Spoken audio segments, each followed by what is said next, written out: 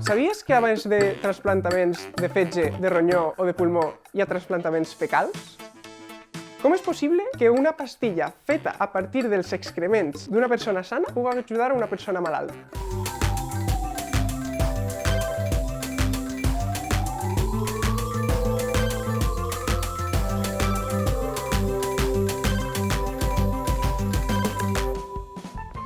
Hola, soc Joan Maslleret i faig el doctorat a l'IDIVELL. El nostre cos està habitat per microorganismes. De fet, tenim tantes cèl·lules humanes com microbianes. I en conjunt, els bacteris que tenim al nostre cos poden tindre fins 10 voltes més material genètic que nosaltres mateixos. Tenim bacteris a tot arreu, a la pell, al nas, a la boca i a tot el tracte digestiu. I sí, són responsables d'algunes olors. La majoria dels nostres microorganismes estan a l'intestí gros. És l'anomenada flora o microbiota intestinal. Estan ahí, fent vida, alimentant-se de les restes de menjar que el nostre cos no ha absorbit. Són bacteris diferents, però que viuen junts i cooperen perquè ningú no es quede sense menjar.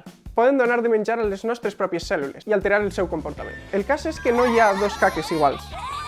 Cada persona té un conjunt diferent de microorganismes al seu colon. S'està investigant molt sobre la microbiota perquè pensem que hi ha bacteris que poden protegir-nos front a algunes malalties com obesitat, diabetes tipus 2 o fins i tot càncer de colon.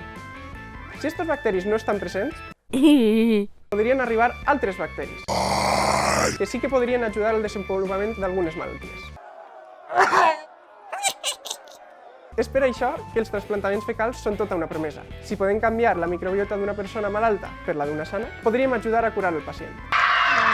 Tanmateix, encara queden molts reptes quant a la microbiota. Jo soc bioinformàtic. El meu treball és estar davant d'un ordinador analitzant seqüències d'ADN de microbiota intestina. Algunes d'aquestes seqüències venen del nostre laboratori i altres me les he descarregades d'internet, perquè l'estudi de la microbiota és un treball global, on tots els que treballem contribuïm de la manera en la que millor sabem. Una de les coses que he après fent el meu treball és que en algunes mostres hi ha bacteris que no sabem què són ni què fan al nostre intestí.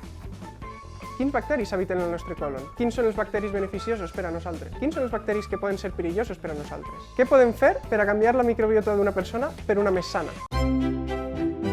Són preguntes que només podrem respondre gràcies al treball de científics i científiques de tot el món.